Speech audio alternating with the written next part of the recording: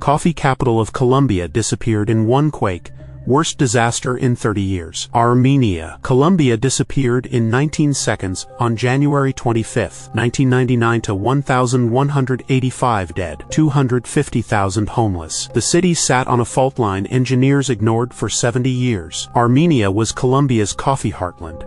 294,000 residents living in the Quindío Valley, pressed between two Andean ridges. Founded in 1889 as a hillside trading post, the city exploded through the 20th century on caffeine wealth. By 1998, tower blocks and mid-rise condos crowded streets built for mule carts. Seismologist Jairo Andrés Valderrama warned in 1997 that the Romeral Fault ran directly beneath downtown, a 500-kilometer fracture capable of magnitude 6+ events. Local developers ignored him. Building codes existed only on paper. Contractors mixed weak concrete, skipped rebar inspections, added illegal floors to apartment buildings. Earthquakes were for California and Japan, not coffee country. Then 1:19 p.m. struck on a Monday afternoon, January 25, 1999, magnitude 6.2, epicenter 16 kilometers southwest of Armenia, hypocenter just 10 kilometers deep. Shallow quakes amplify damage. Seismic waves hit the surface fast and hard. Armenia's soft volcanic soil liquefied. Buildings twisted like cardboard. The Torre Granahorror, 12 stories, built in 1988,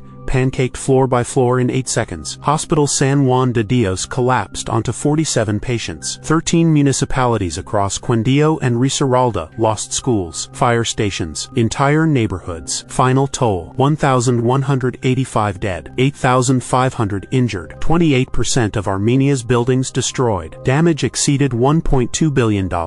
In a region where average income was $200 per month. Rescuers found survivors 5 days later, trapped in voids under staircases. But the quake wasn't an isolated event. It was a finale. The Romeral Fault had ruptured before: 1962, 1979, 1995, each time closer to Armenia, each time ignored. Colombia's seismic code NSR 98 was published just 12 months before the quake, but enforcement was voluntary. A 1983 study by INGEOMINAS mapped the fault in detail. Politicians filed it away. Venezuelan geologist Audemard warned in 1997 that pressure was building across the northern Andes.